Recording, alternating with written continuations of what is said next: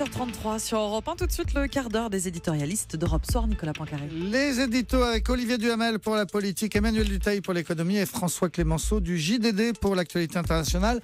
Bonsoir à tous les trois. Bonsoir Nicolas. Bonsoir à tous. On commence, François Clémenceau, avec l'information la plus inquiétante du jour. C'est cet essai nucléaire auquel a procédé la Corée du Nord. C'est le 5e ce matin. Ce qui est inquiétant surtout, c'est que le régime dit avoir des ogives nucléaires et surtout être capable de mettre ces ogives dans des missiles balistiques, c'est-à-dire mettre des charges nucléaires dans des bombes capables d'aller assez loin. On a l'impression que plus rien ne fait peur aux dictateurs nord-coréens.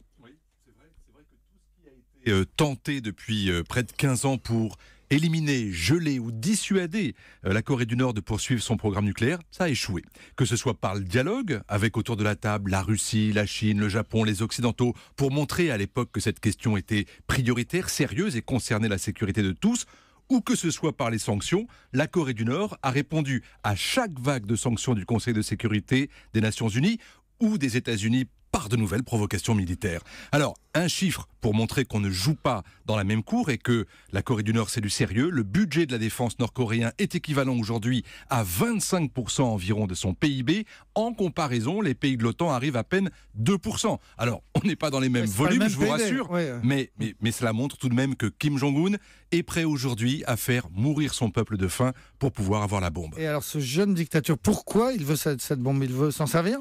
Il a compris, comme tous ceux qui veulent se doter de la bombe, la mécanique de la dissuasion nucléaire. Avoir la bombe ne vise pas à attaquer, mais à ne pas être attaqué.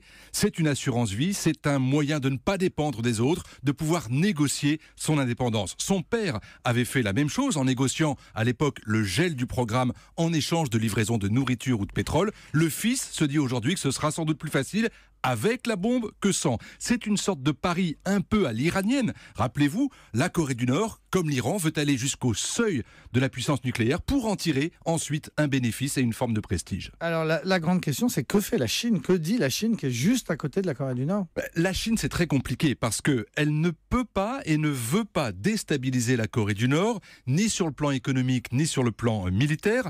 Parce que le président Xi Jinping se rend compte, comme ses prédécesseurs, qu'il y a très peu de leviers en fait et il ne veut pas qu'une intervention militaire puisse faire dégénérer les choses sur ses propres frontières, ce qui pourrait ruiner une partie de son grand programme qui est l'unité de la Chine.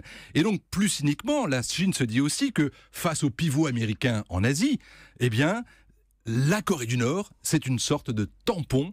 C'est ce petit État voisin de la Corée du Sud qui permet d'encaisser un certain nombre de chocs.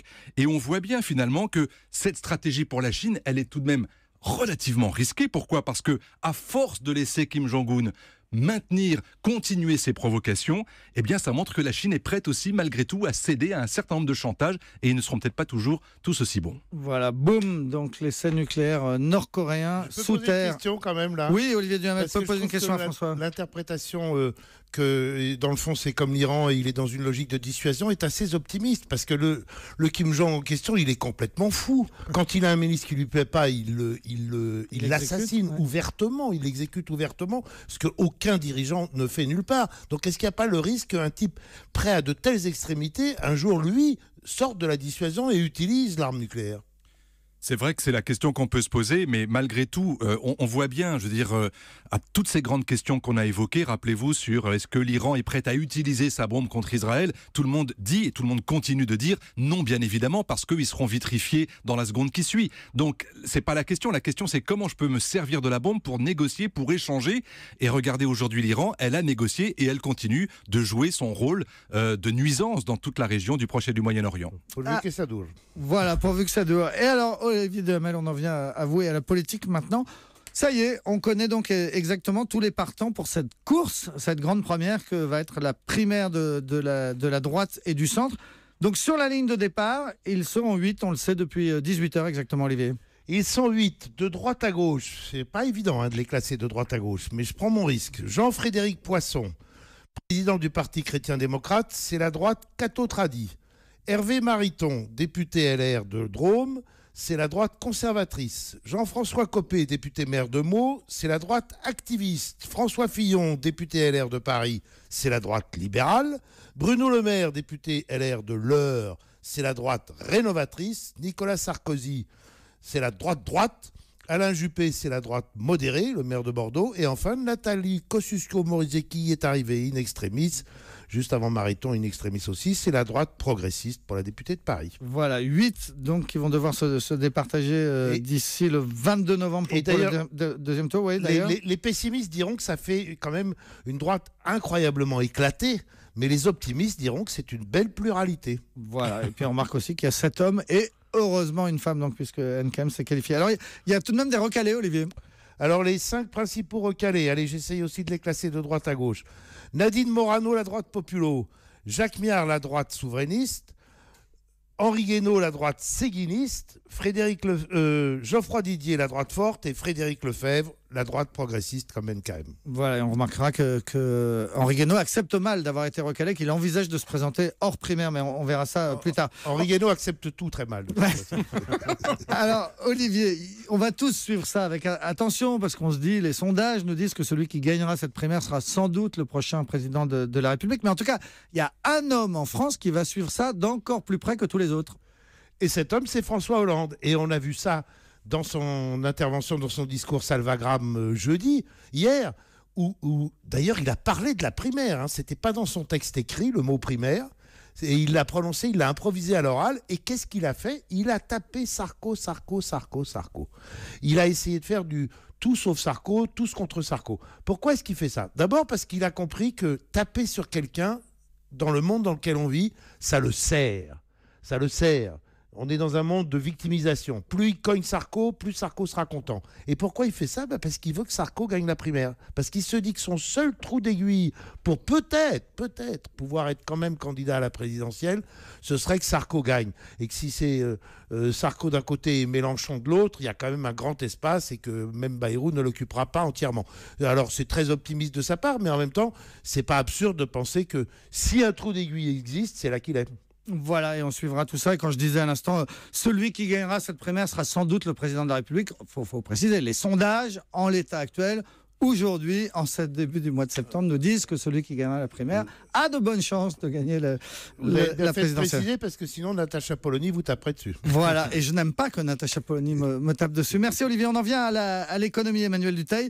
On l'a vu dans le journal tout à l'heure, donc le gouvernement annonce des baisses d'impôts. D'ailleurs, Europe 1 nous donnait le détail dès ce matin. Mais en fait, au lieu de parler de baisse d'impôts, vous nous dites qu'on devrait parler de rattrapage. Oui, puisque le matraquage fiscal a été réel sous le quinquennat de François Hollande. À son arrivée, l'impôt sur le revenu rapportait 60 milliards d'euros. Aujourd'hui, c'est 70 milliards. Alors bien sûr, il y a eu de la croissance quand même un petit peu pendant le quinquennat de François Hollande. Donc ces 10 milliards ne sont pas imputables qu'aux hausses d'impôts. Mais le gouvernement est quand même très loin d'avoir effacé tout ce qu'il avait pris les premières années. Les grands perdants sont vraiment les classes moyennes supérieures et tous ceux qui sont au-dessus. Ils ont eu toutes les hausses et aucune baisse. Si en plus ces foyers ont des enfants, ils ont été très touchés par la réforme du quotient familial ou la mise sous condition de revenu des allocations familiales. Donc pour eux, clairement, l'impôt a nettement augmenté. Un chiffre parle également de lui-même. Seulement 46% des contribuables s'acquittent aujourd'hui de l'impôt sur le revenu. C'était 50%, même un peu plus de 50% en 2012. L'impôt n'a quasiment jamais pesé sur aussi peu de personnes. Alors il y a quand même des gagnants, Emmanuel. Oui, des gagnants. Oui, ce sont ceux qui avaient vraiment les plus faibles revenus. Ils ont notamment profité de la suppression de la première tranche de l'impôt sur le revenu. Ça fait sortir de nombreux contribuables de l'impôt. Ce coup-ci, le gouvernement va cibler des ménages un tout petit peu plus aisés. Mais pour ces ménages, il faut vraiment parler là de rattrapage. C'est pas un véritable gain. En quelque sorte, l'État leur rend une partie de ce qu'il leur avait pris au début du quinquennat. Donc vous dites que c'est surtout un geste électoraliste. Oui, le gouvernement espère récupérer les fruits de tout ça dans les urnes et d'une certaine manière, on ne peut pas lui en vouloir. C'est de bonne guerre à ce moment, juste avant les élections. Malgré tout, ces allers-retours sur la fiscalité laissent des traces, surtout que baisser les impôts sur le revenu, c'est bien, mais dans le même temps, certains impôts locaux ont augmenté, certaines taxes locales ont augmenté, puis en plus, on nous parle encore d'une nouvelle taxe sur les régions. Certes, ça, c'est pas dû au gouvernement, mais le résultat est le même. On a l'impression de quoi ? On a l'impression de payer toujours plus d'impôts et l'acceptation à l'impôt est de plus en plus limité, parce que c'est sûrement ça finalement le vrai problème. Payer plus d'impôts pour passer un moment difficile et qu'après ça aille mieux, pourquoi pas. Mais là, c'est l'inverse qui s'est produit. La croissance est toujours atone, les services publics ne s'améliorent pas, les déficits restent élevés, le chômage a du mal à vraiment baisser. Bref, ce geste est une bonne chose, mais c'est un juste retour des choses qui n'annule en rien les ratés fiscaux du début du quinquennat. Merci beaucoup. Les éditos d'Europe Soir avec Emmanuel Dutheil, François Clémenceau et Olivier Duhamel.